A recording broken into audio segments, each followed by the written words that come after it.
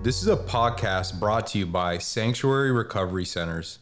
Our mission is to break the stigma surrounding addiction, to empower others to live addiction-free lives, providing hope to those who suffer from addiction and offer continued care and true healing. So this episode is special to me, and I hope special to you. Absolutely. So today's episode, we're going to be talking about relationships. And when I think about relationships, and I was, talking with the team and talking to the creative director behind the podcast, and we're thinking, what can we do with relationships? And there was no better person to have on than my own very wife. So I want to welcome Ashley to the show. Hello, hello. Hello, hello. Sound like Matthew McConaughey. All right. All right, I'm happy to be here. You're happy to be here. And so that's what's important, man, is to get a true relationship, one that's been through trials and tribulations, because life's a series of relationships. Absolutely. And so when it's a series of relationships, and if you look at the history, I'm incapable of having any sort of meaningful relationship because first off, I'm a recovering alcoholic addict, and you are a, if you will, normie. That's what they say. That's what they say. And it checks out. I mean, you're a normie. I mean, to the fullest. I guess so, yeah. I mean, I distinctly remember, we've been married for 12 years, first off. We've been through a lot. But I distinctly remember when I first met you back in 2009, and we were talking about however the subject came up, and you sounded like Bill Clinton. I did not inhale. She didn't even know how to inhale or even smoke. I don't know how to smoke weed properly. That's what you told me. I don't know how to smoke anything. You don't? No. Swisher Sweets? Nothing. When she gets turned up, she wants a Swisher Sweet. That's it. That's it.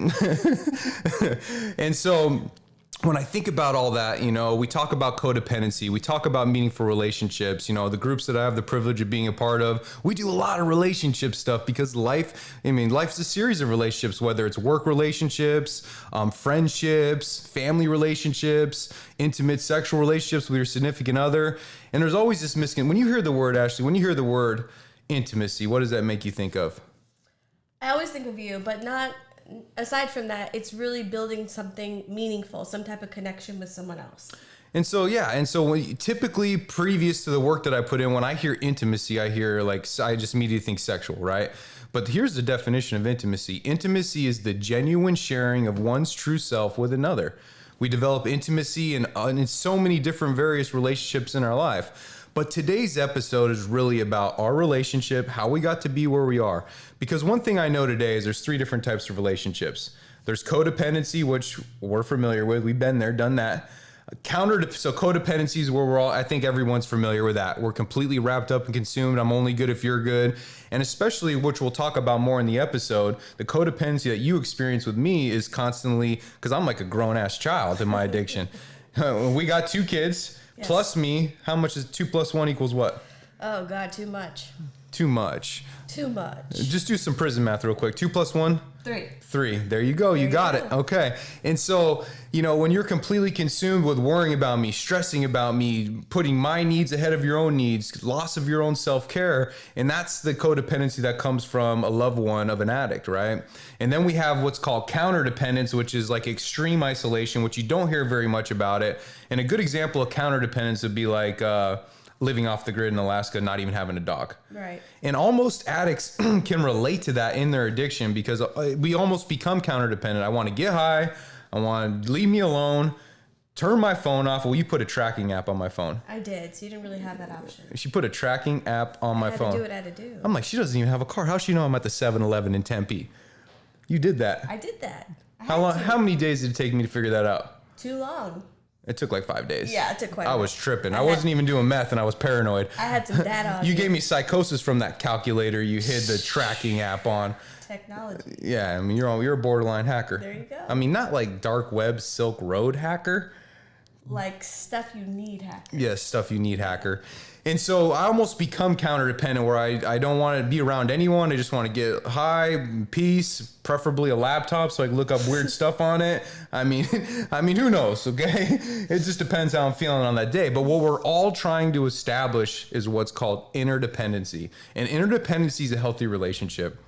That's based off 5 characteristics: joint action, shared decisions, open communication, genuine concern for one another, and ultimately honesty. But it's a two-way street. And so we do have an interdependent relationship. Now. Yes. Why do you say it like that? Because it took us a long time to get here. How long?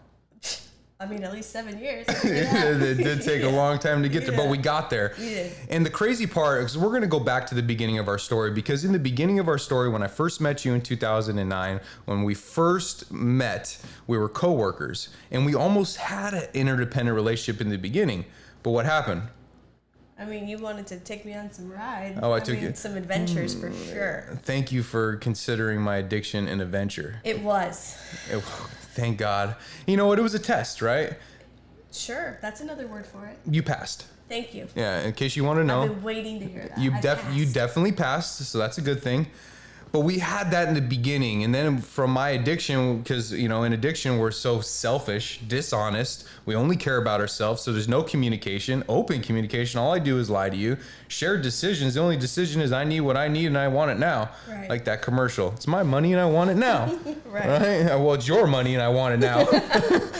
I mean, right. That's really what it was. That's exactly what it was. And so we got so far removed from that, but somehow through it all, we were able to have the most meaningful relationship today. And it's just something that I think that hopefully others can relate to, or could at least be some sort of motivation or some sort of hope for them, that if everything that we've been through, then they can get through it as well. So we met back in 2009. Where were we working at? We were working at an auto glass company. Selling auto glass. We were, yes. And so you worked in the front office, and I was running the sales crew. Yes. What was that like?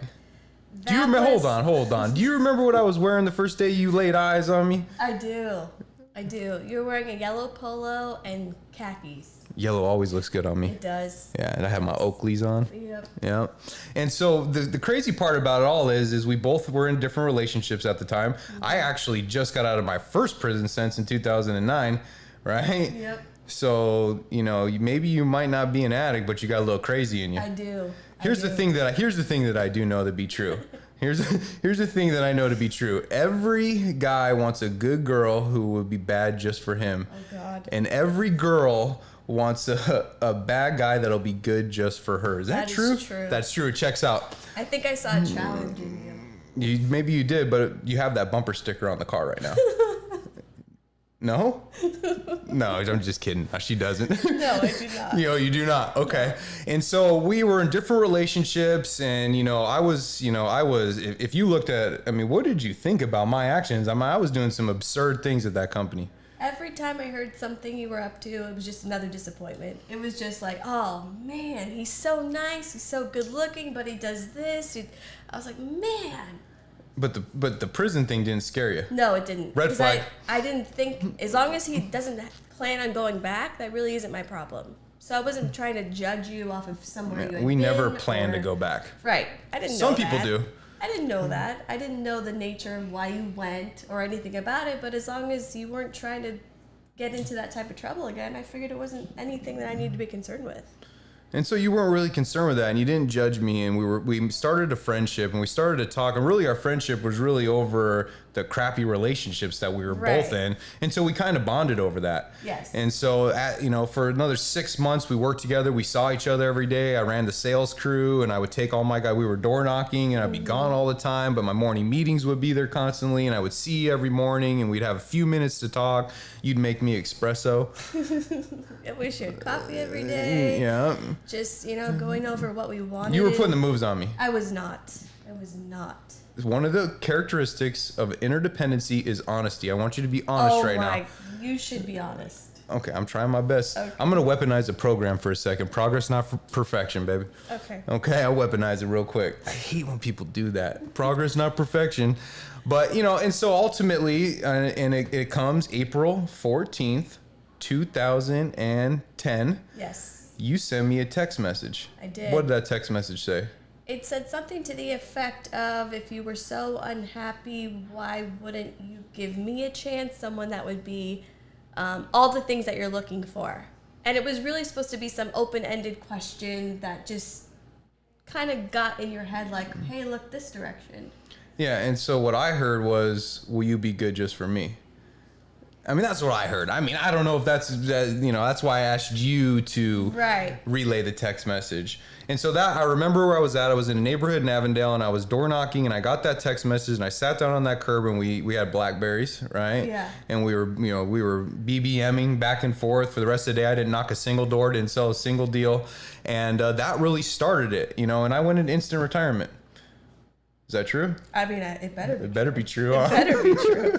And you know what? I still tell you to this day, because if I look over my previous history, I've never been able to be in a serious, committed relationship in any way, shape, or form. And it still shocks me to this day that I'm able to do that. I was gone for a few years. I understand that. But it just, when you know, right? And so what I understand is that love is an action word, right? And so, it took me a long time to really actually realize that, when I look over all these other relationships, it's like, basically my close with all the other girls was, I love you. I love you. Move in with me. Let me do whatever I want. Right. It's your money and I want it now. Right. And so we started this relationship. And what was that like? Do you remember what that was like in the beginning? It was we were young, so we were going out. We always had something to do. We had company things to do. So we were going to dinners and parties and, a lot of events and things. So we were always busy. You were running a whole sales team, so it was a lot of late nights. But we started bonding, just hanging out. When it was our time, it was our time. A lot of late night talking. I think we had a really solid foundation in the beginning. When you started to not be healthy, I think I got a little confused as to what I was seeing. But I think overall, we had a really solid foundation because we had such a good friendship. And we did. And so in the beginning, though, you were inviting me over for Netflix and chilling all the time. You wish. That's why we have such a good foundation, because we did not. I was inviting you over. Yes, sir. Well, I work late hours. Yeah. Mastro's isn't open at 11:30 at night, lest I would have taken you there. Right. Okay, good. I'm glad we can come to terms with that. Okay. But that's what ended up happening. I was inviting you over. You weren't come over. You're like, I already see how you act. Yeah. You think I'm going to be another notch on your belt? And I'm like, you were my friend. I knew exactly what you were doing. Yeah, you knew exactly what I was up to. And no good for the most part. No. And so, you wouldn't come over to my house. You didn't even want to let me know where you lived. You didn't want me to call you after a certain time at night. Everything I said to you, you said I was lying to you, and you'd say that to all the girls. Right. We weren't even intimate for months. Right. To the point where I almost tapped out. I was like, this is fucking too much for me. Right. I don't think I can do this. I've never had to do this before. Right. And I'm not a fan of it. And it's costing me too much money taking you out to dinner. Well, actually, I'm going to get honest here for a second. You actually paid for our first date. Yes. My card got declined. Yeah, that PF Chang, shout out. And and so and that's the best thing. When I look over all these other relationships, and one thing I know about relationships, A, no one likes to be told anything about the current one they're in. B, there's no set place on time and how it all starts. Some people could hook up on the first night, meet at a club, and it's all good and they're married forever. Some people want to take it slow and become friends and then connect on a physical level. And that's what we did, and it worked. So that's my experience. Right. So after a period of time, when we got into a serious relationship, we moved in together, you were working, and also safe to say, just so everyone gets a full scope of the picture, we weren't supposed to be dating at the company. So we were like undercover for a while. Yeah. And so that was kind of cool. Kinda. And then you try to, rush in the bathroom when I would come in there. Right. No, that didn't happen. No, I'm just kidding. I'm just kidding. And so ultimately, we start our relationship and we move in together and, it's healthy and everything's good. But at some point, I fall victim to a belief, which practically every alcoholic has, that his long period of sobriety and self-discipline qualifies him to drink like other men. I thought because I was sober for 4 years at this point, didn't change anything, didn't do anything different, didn't work a program of recovery, found push-ups in prison and thought that was going to, everything was going to be great now because I do push-ups, right? And so ultimately I thought I could drink again, and that started the downward spiral for me. And you didn't really know. I mean, I was in the bathroom a lot, yeah. And you'd always be wondering what's going on. I hear a lighter in there. Why is the sink, the shower, and the toilet flushing back to back? Why does it smell like burnt barbecue sauce in here? Yeah. And I will say she's the sweetest, because I would tell her I got stomach problems. So you get me stomach medication, you run the bath water for me, and you were trying to take care of me. But the truth was I was on opiates, right? And so, now looking forward during this period of time, I go to rehab, we have a baby, we have a 10-year-old daughter. What's her name? Isabella. Okay, just Your checking. little clone. I'm just making sure. My little clone. All right. And so we have a baby, and I get sober again. When we have the baby, I'm sober. I start a sales company, which I'm running and owning, and things are going good for a period of time. And then I relapse again, and I start buying and selling and stolen property. And I'm telling you a lie, which is semi-true about how it was all going down. And you're supportive and you're doing all these things for me, but you're still confused as to why I have my own business, but we're broke all the time. Right. And why I'm gone all the time. I'm be right back. I'm never coming back for hours upon hours. And you're worried sick about me, and you're just concerned, and you're reading books. What books did you read? Oh, the first time we had to put you in Crossroads, I remember going to Bookman's, the used bookstore, and I got like a medical textbook about addiction. And I had to really understand that it was a physical addiction, that all of the medication and pills you were taking, your body had become physically dependent on it. So I had to kind of detach the feeling and all of the resentment I had towards you and understand that it was something that you were physically going through. That's why you were sick. That's why you were making all these horrible decisions, is because you were trying to get well. Yeah. So I had to really learn it in a book, like actual credible source, for me to understand that this wasn't the person that I knew. And you were reading relationship books. All kinds of stuff. I had to really find a source to where I understood what was going on, because I was so lost. I couldn't relate myself. So I didn't have anyone that had been through it. I couldn't talk to my parents about it. I couldn't talk to anyone. I was so embarrassed because I was so lost in my own relationship. I had a new baby. Everything was so confusing. So that was kind of what I went to understand what was going on and what I should do. And that's kind of where I've always gone through all of the stuff that we've been through, is trying to get some type of credible source to really understand, because so many other people have gone through it, and there's so much information out there to understand what goes on mentally, physically with addiction, and all of how it affects everything. So I really had to try and put myself in your position and understand what you were going through to really make sense of it all. And you really did that. I mean, I know I would come home after being out trying to, get high all day long, and you'd be watching The Secret, making us a vision board. Yeah. You had the big book, which, I wasn't a fan of just because it wasn't my time yet, which is my path of recovery.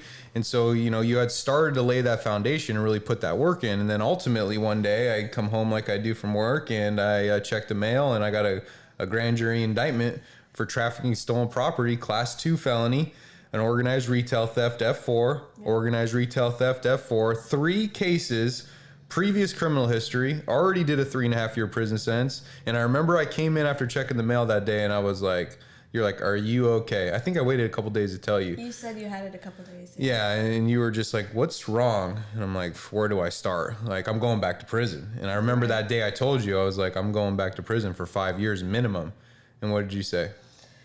I didn't believe you, because I was like, how do you know what's going to happen? I had to be the positive one. I had to say, you know what? You don't know. We'll fight it. It's going to be fine. You don't know what's going to happen. You were just, what were you doing? Shoplifting? It's going to be fine. Not a big deal. Not a big deal. Let's say you go away for a little bit.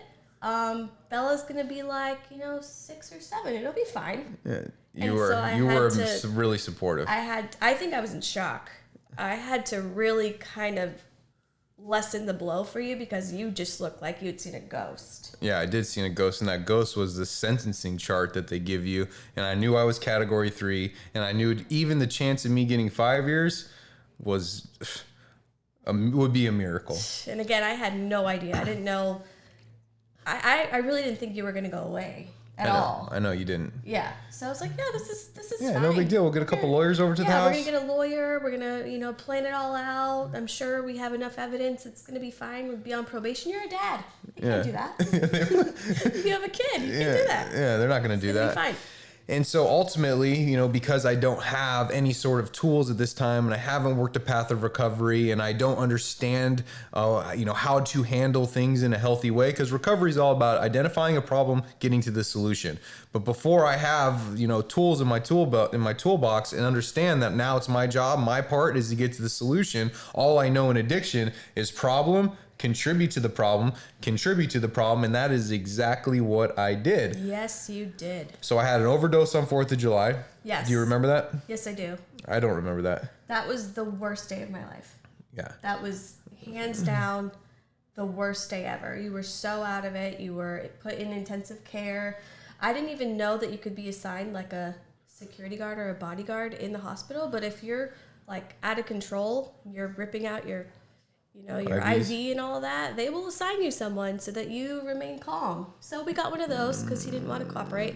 So it was me and this nice lady that would. She was a very nice lady. Well, you weren't behaving, so she wasn't nice to you. Oh. But we were assigned someone, and she just wanted to make sure that you weren't yelling or, you know, being crazy, and that just made the whole thing more emotional, and it was really, really tough. It was really tough. You were not conscious for a couple days. They had you hooked up to all kinds of machines in the ICU, and I really didn't even know how you got to that point, like what was bothering you so much, or all these emotions you were going through to put yourself through that.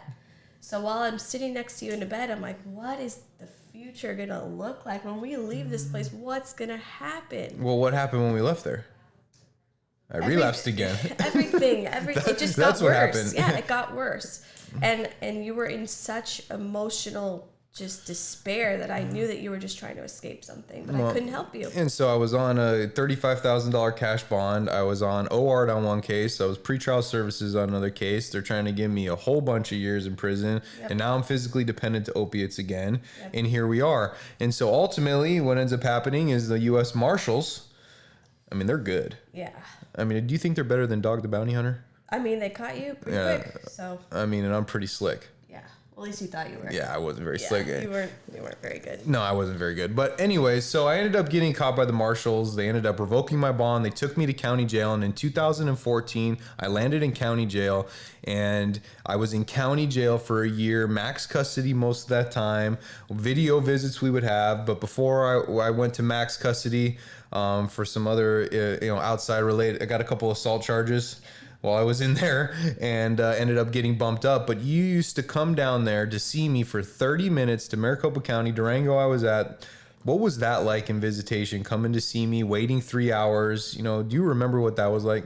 I will never forget just the anxiety I would feel having to wait in line. It would be 3 to 4 hours. You have to wait in line outside before you're even in the building with all these other mothers and wives, and they're bringing small children in there, and they just treat you like garbage. They're searching you. If you have anything wrong with your clothing, you got to leave and come back. And it was just so just sad. It was traumatic. Waiting all that time in line just for 30 minutes, it would just wipe me out the whole day. And I would just get through the whole week and then have to do it again and have to do it again. And we did that for about a year and a half. About a year. Yeah, about a year. And, it was hard. It was really, really hard. And, when people say, I'm an addict and I'm only hurting myself, that is the farthest from the truth. And, until we're on the other side of it, and I've had one experience since I've been home and in recovery and made this new change where there's a personal, close, very, very, very close individual to me, or I was on the other end of it, the loving, supporting family member who was trying to get them into treatment and seeing their insanity and supporting them through that. Because I can speculate on what that was like for you and for my mom and for the people who've been through this for so long, but I'll never know. All I'm doing is calling you from the pod like, hey, you coming today? Did you put that money on my books? Let me talk to my daughter. What are you doing? Who's that in the background? Sancho? No, I'm just messing with you. But that's really those are all the phone calls that you hear all day long. Yeah. And so we never really understand. And then all of a sudden they don't show up and you're like, oh, and we're all salty about it. I never not showed up. No, that is true. You've never not shown up. That is a fact. And so ultimately when it's all said and done and during that county time, I got an 8-year prison sentence. Yes. Do you remember what that was like that day for when I got sentenced? Probably the second worst day, aside from your overdose. And I think that's during this time. Looking back, I can tell that's really where my codependency got really bad. Is because I was so concerned about how you were dealing with all these things that I would push aside all of my responsibilities, and I would always be like, well, if I'm feeling this upset, I wonder what he must be feeling. I better make sure he has all the money he needs, all of these small things, because it must be so horrible to be away from your family, to be going through these things and not know the end result, because you're just waiting to be sentenced. Even when you were sentenced, you were just so distraught that I was just like, I got to make sure he has everything he needs, trying to just make sure you were okay without addressing what I personally needed. Yeah.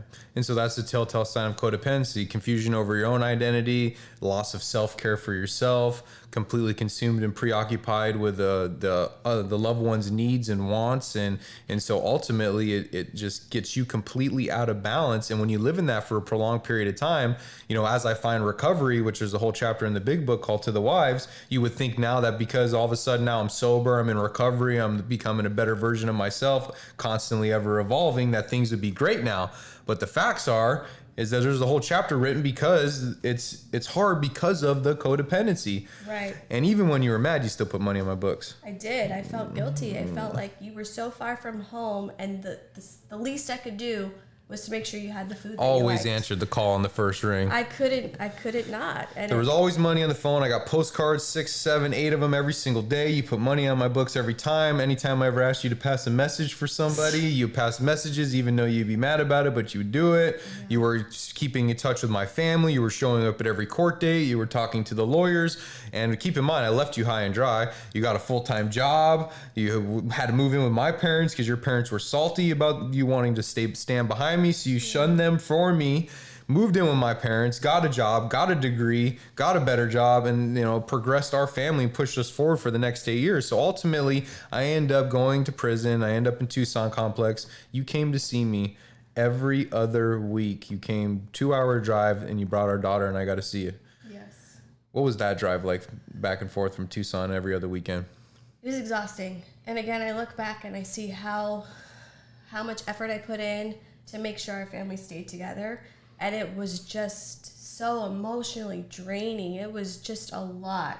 I'm glad I did it now because it kept us so close. And even if you talk to our daughter now, she doesn't see that there was ever a lapse without seeing you because she saw you every weekend. So that kept your bond close. I took her to Crossroads with me to work with a sponsee because I just had to meet with a sponsee, and we went. I asked her if she wanted anything out of the vending machine. She told me she was having visitation flashbacks. Oh, God. See, some of these things, I don't know if they're good or bad, but I mean, it happened. That was still family time for us, so we had to get through it. I wanted her to have that relationship with you regardless of the environment. And I never wanted to lie to her. So I always told her, Daddy's sick. He's helping people. Which was true. It was true. So you had to work to get better, and in the process, you were helping other people. So she knew that you were doing good. She knew that you were trying to work your way back home. She got a little frustrated, the last couple of years, like, why is this taking so long? Yeah, I see him on the weekends, and he looks fine to me. Yeah, are you coming home with us, Dad? Like, what's going on? And, that was tough. And that was tough, yeah. And you would always, buy stuff off Amazon, leave it at the front door and say that Daddy sent it to you. She thinks I paid for everything. She thinks I bought her every backpack she ever had for school, her clothes, her shoes. You did all these amazing things to keep our family together. Now, in the beginning of this 8-year prison sentence, I wasn't really working a program recovery, taking a couple college classes, doing very much. And then ultimately I moved to Florence. Now I'm only an hour away. You're coming every weekend to see me. There was never not money on the phone, money on my books anytime I asked. And so, what I know today after working a program is I had a reservation in my recovery. My reservation was if I ever lose my visits or if my wife ever leaves me, then I'm definitely going to get high again because I don't have anything, to live for. Right? It's over. I'm going to get high again. If I can't see them, then there's no point. I'm already doing time. And so what ends up happening is you're coming to see me every single weekend and you can't keep your hands to yourself in visitation.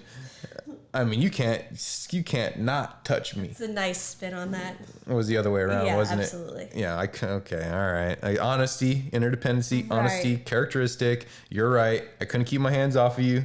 and we ended up losing our visits. They gave us a what kind of ticket? Do you remember? I don't know what they call it, but it was like some aggravated, escalated ticket that was apparently we They were gave warned us- like 12 times. They gave us a conspiracy charge. Conspiracy to commit Ridiculous. misconduct and visitation. Class A ticket. They took our visits for a year. No phones for 6 months. Yep. 9 months, no visits, and 3 months behind the glass. So embarrassing. So embarrassing. But my point is that during that period of time, I had a reservation. The big book talks about it. No reservation of any kind, nor any lurking notion that someday you'll be immune to drugs and alcohol. And I had that reservation. People used to ask me on the yard all the time, come on, Jay, get high with me. And I'd be like, nah, I'm good. But there's a reservation. But if I ever lose my visits or my wife ever leaves me, then best believe it's on. And so I lost my visits and it was on the reservation. The door was already open. I already had it pre-planned. And so there I am now getting high on the yard, gambling on the yard, going against everything that I said that I would never do. And just like anything, it goes good for a period of time. It goes so good till it goes so bad. Right. And it goes bad.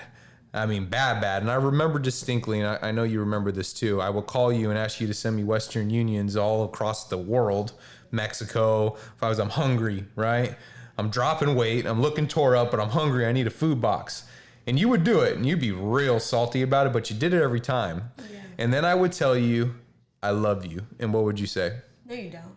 And I would say what? How dare you? How dare you? What do you mean I don't love you?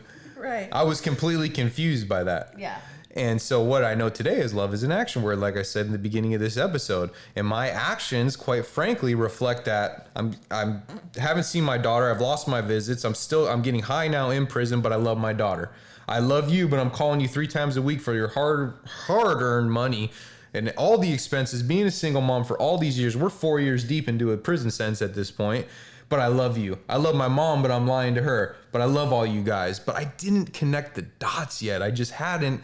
And so I was confused and baffled about why you would even have the audacity to say something like that to me. And but now I know exactly why, because my actions reflect something totally different. And so during this period of time, it goes real bad, and I ultimately end up in the hole, and that's when I find recovery. And so now we go on this 3-year journey of recovery. And I remember distinctly one time when I called you, and I was all turned up on recovery. And in the chapter to the wives, it says, don't worry, your husband's excess enthusiasm will tone down over time. But I remember I would call you, babe, I had the greatest day. I'm saving lives. I'm turned up. I had a spiritual experience today. I did the 3rd step. I got 3 sponsees. They're sober. I'm teaching this group. God, it was the greatest day. And what'd you say? I said, are you kidding me? I remember even that feeling because I think I just got home from work. I had to pick up our daughter from preschool. I was like, why do I care what group you're teaching? This is real life. Yeah. I have bills due. You're over there just spreading the word, huh? You're in recovery. You're helping people. You're in groups. Like, get with it. Yeah, I was not about it. You're like, okay, so that's irritated. great. It's 8 o'clock at night. I just got home from working all day. I have to feed our daughter. I have to shower our daughter, and I have to try to get some sleep. I'm glad you're having a spiritual experience. He was having so much fun. I was like, wow, at least someone is. Like, sounds great. I was like, tone it down a little bit. Yeah. I'll tone it down a little bit.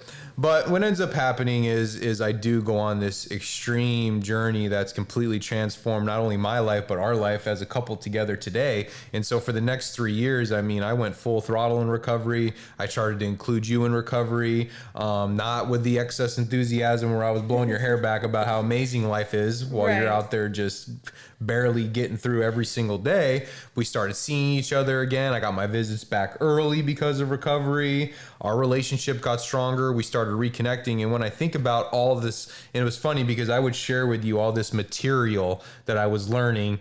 And then what do you remember about me sharing with you all this material all on relationships and long distance relationships and in the 4 T's of communication, truth, timing, tone, technique. I'm doing all these things, the big book stuff. What did you say? I was still really annoyed because it sounded pretty familiar. Yeah, it sounded pretty familiar. Why? I was sending him things throughout the years. And again, he said I was reading the big book while he was still in active addiction. So I had been trying to get him on this material and giving you little tidbits that I had learned. And you're like, yeah. Okay, He wasn't ready for it. Yeah. And then when he got his hands on it, he's like, this is amazing. Did you know? And starts spitting out little nuggets to me. I'm like, yeah, I did know that. Yeah, I sent that to you 2 years ago and you never read Right. it. I'm a late bloomer. I mean, I'm a late bloomer. See, this whole time you thought I was just making horrible mistakes and I was just completely just a scumbag during that period of time or overall in my addiction. What you didn't realize was I was building a resume. I mean, that's what you want to call it. I mean, I was building a thick I got a 3-page resume. You got experience for days. Yeah, I do have experience for days. Yeah. And so ultimately we start reconnecting. We start connecting on an intimate level from long distance. And, I'm learning about triggers and I work the steps multiple times, sponsor 100 guys, teach a drug class for 2 years. You're starting to do more things. That whole, 7 years and some change that I was gone, you got a better job, a better place, a better car, a better job, more money in the bank account. It's changing our financial goals, rebuilding all of our credit. I mean, when I got out March 19th of 2021, and I got out and we were in a better position than our family had ever been, and I was making 45 cents an hour. So that's all you, right? And so not only that, but the most important thing to me about all that is the relationship that we had, and especially with our daughter, because I was able to still, it was like I was never gone. And so when you think about that day, March 19th, 2021, when you came out to Florence West to pick me up, what was that day like? I put so much anxiety and expectation on this day that I was expecting something out of a movie. I was thinking it's going to be... First off, you were sitting on the hood like Goodfellas. I was waiting for that moment for years. I had my Karen moment. I was so excited. I was expecting it just to be this huge romantic moment. And he came up and gave me a hug. We got in the car and we just drove away. And I'm like, it's not quite what I thought it was going to be. And then we just kept driving and I just felt like, did that just happen? Like, did 7 years just go by? It just felt like we just were going grocery shopping or something. Like, we just stepped back into our life. And as days passed, we started talking about it more. And we kind of gave ourselves a little pat on the back because that's really what we wanted. We wanted just to get up and go on with our life. We really didn't miss time because we had been together this whole time. We put so much work in not allowing that distance to really put an effect on our relationship that we kind of just picked up and started accomplishing these goals that we had been setting while he was away. And it was amazing. To have you home was just like stepping back into, Yeah, when you came and picked me up, I gave you a hug, gave you a kiss. Bella came running out. You were sitting on the hood like Goodfellas, right? And then we got in the car, and it was like you just dropped me off at work, came back to pick me up. Yeah, that weird. 2014 this started. I got out in 2021. Our daughter was 2 when I went in. She was 9 when I got out. Right. And we just jump right. And it is a testament to the work that we put in and the way we're able to do that and I made it difficult for a couple years of that time. Yeah. The last 3 years, I was actually contributing to the relationship again. And we were able to maintain that connection. And then we got out and, we jumped right back into things. But it wasn't easy, right? Because why? There's fear involved in it. You have fear of what I'm going to do if I'm going to go back, if I'm going to relapse, fear of what happens when I'm gone for too long, fear of, us not, it's been so long, maybe we don't love each other anymore. Maybe we don't want to live with each other. Maybe we're not compatible. Maybe I was just supporting you just because I felt it was the right thing to do because we had a daughter together. Was there still that connection? Not only the resentment, we could do a whole podcast just on resentment that comes from addiction, and so ultimately we had to sit down, we had to identify these areas, we had to use all the different bits of knowledge that we've gained over the years through my path of recovery, through all the many, I came home, you had about 150 books. I was so concerned about all these things that pop up in relationships just when you're together, but with all these different things these elements that we had to deal with, the addiction, all of these things that I couldn't even relate to, the incarceration, all of these fears that you had, the parenting, all of these things I felt like I had to read about and really be prepared for them because I didn't know how I was going to feel sharing my space with someone again. I was a single parent. I was used to my own place. How was I going to get used to sharing decisions and goals and things like that? So it was a big adjustment for me. I think even in this last year, we've kind of evened out. And even I was telling you this morning, this last year's felt like a dream, and now it's like real life, and it's awesome. But we're continuing to learn, we're continuing to read, we're continuing to share our experience and kind of get that from other people as well, because everyone's had a different experience, especially being in the recovery community. And every time you speak, you invite me, and we're able to meet with other people, and it's just amazing to hear other stories and kind of incorporate it into ours. Sure. And so right before I got out, you actually started working, and you work here, you run the HR department for Sanctuary Recovery Centers. Correct. And before that, you got a job in behavioral health, and you started working at a different treatment facility and running their HR department and teaching groups and working in workforce development. And you knew that you wanted to be a part of that because you've seen what it was able to do. And you know, being of service was it was so important to me, but it was also on your heart too. And so, you know, balance is what we struggle with. You know, I wanted to make up for 7 years in one weekend, which I tried my damnedest to do. Absolutely. We're going here. I need a phone. I need a laptop. I'm starting a podcast. I need to go to a meeting. I need to call this guy. I need clothes. I need to do this. You're like, hey, what about me? Right. You know, another thing that we struggle with balance related is me wanting to be because, you know, in prison for me, I was sponsoring 10 guys going to 6 meetings a week, 10 sponsees at all times. That's not real life. Right. And I didn't know the difference between recovery in prison and recovery out here in on the streets in real life. Mm-hmm. That's not realistic. Right. So I had to figure out that. And then also one of the characteristics of interdependency, a healthy relationship, is shared decisions. I started coming home calling shots. Right. I'm speaking here tomorrow night. I'm going to need this. I'm going to be gone here. I'm going over here, and didn't share it. I planned out our whole weekend, not even ask you if you wanted to do anything. Right. And you brought that to my attention. Sure did. Yeah. Sure did. Not only the aspect that we had to deal with your family. I mean, it's safe to say they weren't the biggest fans of me in the beginning. Why would they be? I abandoned my family and my daughter for 8 years, their daughter.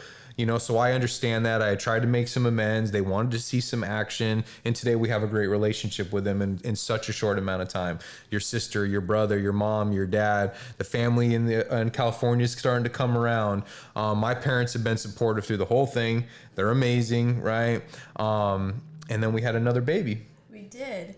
I think finding the balance and you being around such amazing people at Sanctuary and the groups you guys teach, I think that's the huge part, is they have to see someone that's actually done it to find that balance. And I think people in these groups and coming to Sanctuary want that. They have so many amazing people here that have accomplished that, and they're professional and they found a career they like. That's what makes Sanctuary different, is that they have so many amazing people that they have as an example. So I think that's kind of what made me get into this field, because I can relate, and I'm always rooting for people to find something that feel passionate about and then find that balance, because it's such a hard thing. And you've done such a great job throughout the last year kind of finding what schedule works for you. And I want, 2 days of recovery and then 2 days of soccer and then this and that, and then finding time for a new baby and helping me. And it's just been such an amazing thing to find that balance that you've... I mean, I think we're kind of finding it. And so yeah, it's definitely taken a while to get that rhythm. If I can give any suggestion to anyone that's out there that's struggling in a relationship, everybody's situation is different. Whether you're already currently in a relationship and it's a lot of damage and trauma that's in that relationship, I'd encourage you to sit down, because we can't just get out of treatment. We can't do a 90-day program, get out of IOP, come home and ask what's for dinner. Right. I can't go to my parents' house, show up at a barbecue and act like I didn't just steal all their shit. Right. I can't do those things. So what I can encourage anyone to do is sit down with that person and identify their fears, identify their resentments, and listen to them. Let them share their experience, because we might not be able to relate to it. Let them tell you from their perspective. And if you love that person, no matter what you believe about what they're saying, you have to validate their emotions because they're real to them. And so start to work on these things, because we can't just, blow it over like it didn't happen.